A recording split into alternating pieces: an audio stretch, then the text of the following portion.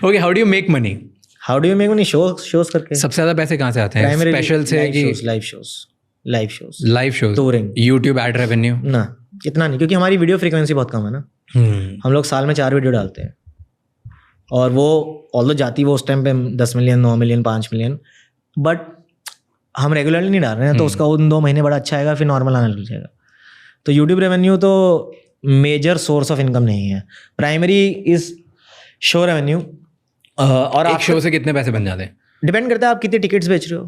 But still like on an average, like a normal show, एक revenue कितना बनता है यार?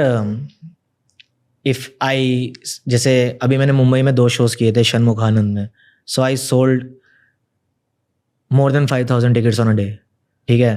तो उसको तू एवरेज 1,200 रुपये भी लगा ले, तो 55-60 lakhs हो जाता है।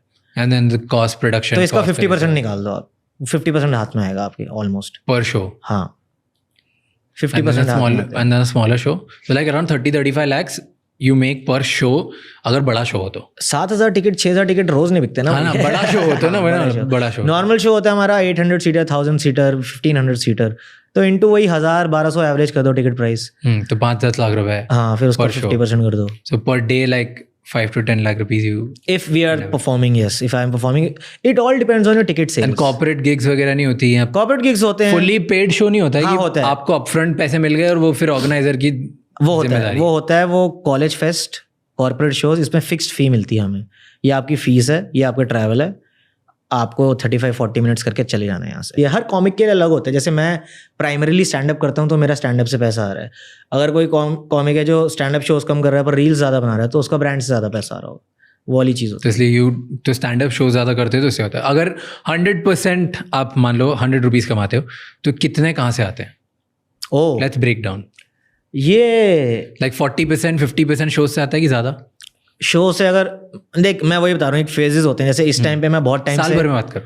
अच्छा, वैसे यार more than 50% is from live shows, 70% के आसपास। हाँ, then you can say 10-15% brand deals, या 60% is from live shows, 20-25% brand deals, and 20% YouTube revenue and college corporate shows. Okay. क्योंकि कॉलेज अब वही है, जैसे कुछ कॉमिक्स को बहुत कॉर्पोरेट शोज मिलते हैं, बिकॉज उनका मटेरियल बहुत कॉर्पोरेट फ्रेंडली है, उनकी वाइब बहुत कॉर्पोरेट फ्रेंडली है। जैसे कौन? जैसे बहुत सारे कॉमिक्स हैं जो बहुत कॉर्पोरेट शोज करते हैं।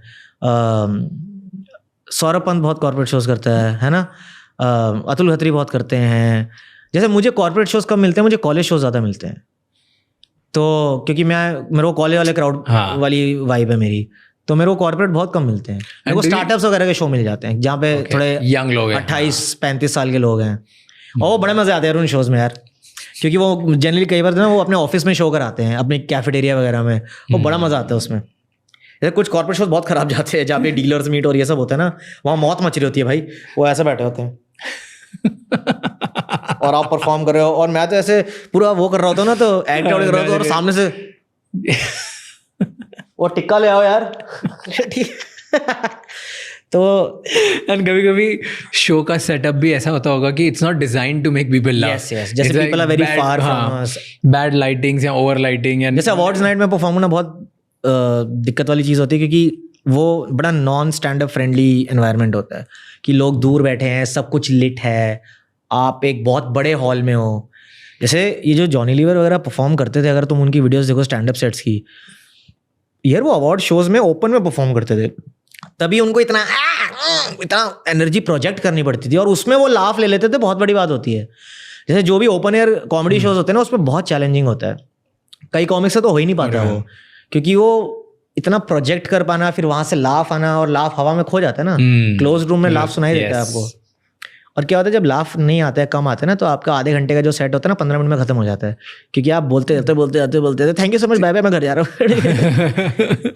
एंड देन फिर ऑर्गेनाइजर्स बोलते हैं कि भाई 30 मिनट के पैसे दिए, 15 मिनट में क्यों भाग रहा है? मतलब होता होगा, मैं तो जल्दी नहीं उतरा हूँ कभी, बट हाँ ये होता तो होगा। कई बार ऑर्गेनाइजर नाराज भी हो जाते हैं कि भाई क्यों, कैसे कर जल्दी क्यों उतर गए आप। पर जब इतना खराब जाता है, कई बार ऑर्गेनाइजर खुद बोलते हैं इनको जल्दी उतार दो हमारा क्लाइंट नाराज हो रहा है। So overall in a year how much do you make? मेरे पास BMW है, ये बात, मेरे पास घर है, हाँ ठीक है, मम्मी पापा को घर दिलवाया था मैंने, है, ठीक है। So 2 घर हैं? नहीं, मैं रेंट के घर पे रहता हूँ जीके में। Okay. हमारे पेरेंट्स का घर अलग है जो हमने खरीदा था अभी। और फ्लैट दिलाया, बंगलो दिलाया क्या? नहीं भाई, बंगलो नहीं है, फ्लैट अपार्टमेंट है सोसाइटी में। हाँ, नाइस। और बाकी मैं फॉरेन ट्रिप्स बहुत मारता हूँ, तो आप हिसाब लगा लीजिए। हिसाब लगा लीजिए, ठीक है, हिसाब लगा लीजिए आप। बड़ा अच्छा कमा लेते हैं यार, जितना कभी सोचा नहीं था उतना कमा लेते हैं भाई।